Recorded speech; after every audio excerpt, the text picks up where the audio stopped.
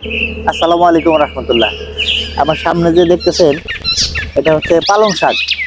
কথায় আছে না, যার আছে কষা তার নাই কোনো দশা।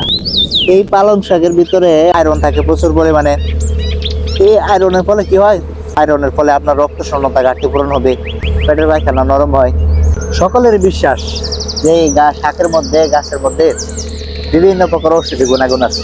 মাশাআল্লাহ আছে বটে, কিন্তু এই গাছের মধ্যে সরাসরি হুকুম নাই আল্লাহ তাআলার।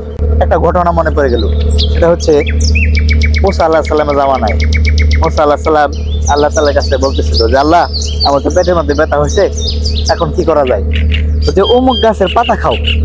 তখন ওই গাছের পাতা খেয়েছে, মুসা আল্লাহ সাল্লামের পেটের ব্যথা ভালো হয়ে গেছে।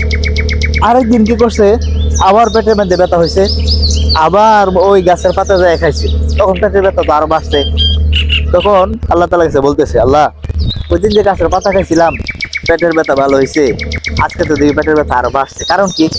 তখন আল্লাহ তাআলা বলতেছে, মুসা, তুমি ওই দিন যে গাছের পাতা খাইছিলা, এই পাতার মধ্যে আমার হুকুম ছিল, যে কারণে ওই পাতা তোমার পেটের মধ্যে কাজ করছে।